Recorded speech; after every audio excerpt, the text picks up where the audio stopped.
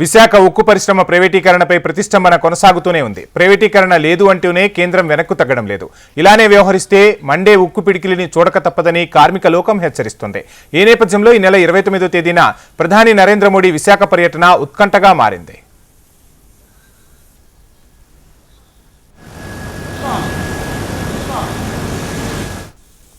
ఉక్కు పరిశ్రమ ప్రైవేటీకరణకు ఫుల్ స్టాప్ పెట్టేశామని కేంద్రం నుండి ఒకవైపు సిగ్నల్ ఇస్తున్నారు. అందుకు తగిన చర్యలు తీసుకుంటున్నామని ప్రకటనలు చేస్తున్నారు. అదే నిజమైతే ఆంధ్రప్రదేశ్ రాష్ట్రానికి శుభవార్తే. స్టీల్ ప్లాంట్ ప్రైవేటీకరణను వ్యతిరేకిస్తూ కార్మికులు 3 ఏళ్ల నుంచి అలుపెరగని పోరాటం సాగిస్తూనే ఉన్నారు. ఇప్పటికీ ఒక స్పష్టమైన ప్రకటన రాకపోవడంతో స్టీల్ ప్లాంట్ను సెయిల్లో విలీనం చేయడమే దీనికి పరిష్కారమని కార్మికులు భావిస్తున్నారు. విశాఖపట్నం స్టీల్ ప్లాంట్ ప్రభుత్వ రంగంలో కొనసాగించాలని చెప్పి సుమారు 4 సంవత్సరాలుగా పెద్ద ఎత్తున ఉద్యమం జరుగుతుంది. కానీ దీని మీద ఇంతవరకు కూడా ప్రధానమంత్రి కానీ కేంద్ర ప్రభుత్వం కూడా ఎటువంటి నిర్ణయం కూడా మేము వెనక్కి తీసుకోలేదు, ముందుకే వెళ్తామని చెప్పి పార్లమెంట్లో చెబుతుంది. మేము రేపు ప్రధానమంత్రి గారు ఈయన 29 పూడిమడకు వస్తున్నారు కాబట్టి ఖచ్చితంగా మేము 4 సంవత్సరాలు పెట్టుబెడుతున్న ఉద్యమం ఈ విశాఖపట్నం స్టీల్ ప్రభుత్వంలో కొనసాగించాలి. అలాగే దీనికి మైన్స్ ఇవ్వాలి, లేని పక్షంలో సెయిల్లో మెర్చేయాలని చెప్పి మేము పెద్ద ఎత్తున డిమాండ్ చేస్తూ గత 4 సంవత్సరాలుగా ఎంత ఉద్యమం చేస్తున్నప్పుడు కూడా ఇటువంటి ప్రకటన లేదు.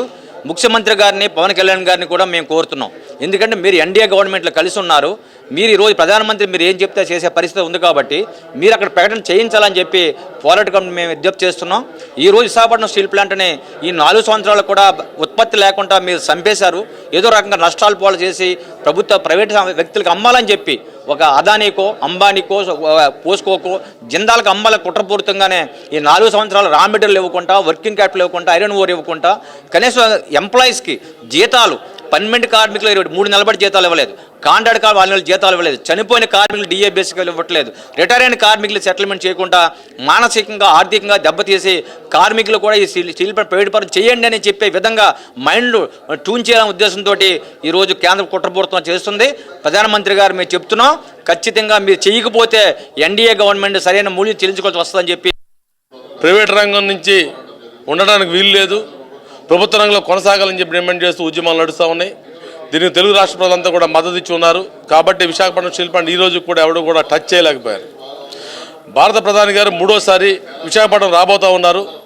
రేపు వచ్చిన సందర్భంగా విశాఖపట్నం స్టీల్ ప్లాంట్ మేము అమ్మడం లేదు, దీన్ని ప్రభుత్వ రంగ ప్లాంట్ అనేటువంటి సేల్లో విలీనం చేస్తూ ఉన్నాం.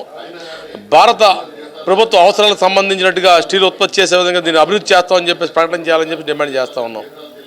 అట్లాగే విశాఖపట్నం స్టీల్ ప్లాంట్ అభివృద్ధి చేయడం ద్వారా యువతకు ఉద్యోగ అవకాశాలు వస్తాయి.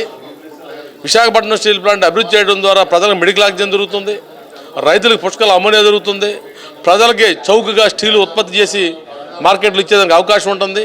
ఇన్ని బహుళార్థక సాధక ప్రయోజనం ఉన్న విశాఖపట్నం స్టీల్ ప్లాంట్ ఏటా 5,000 కోట్ల రూపాయలు ట్యాక్సులు కట్టి విశాఖపట్నం స్టీల్ ప్లాంట్ని బతకనివ్వండి, చంపేయొద్దు, ఇది ప్రభుత్వ రంగంలో కొనసాగుతుందని చెప్పేసి మోడీ గారు ప్రకటన చేయాలని చెప్పేసి దానికి రాష్ట్ర ముఖ్యమంత్రి గారు చొరవ తీసుకోవాలని చెప్పేసి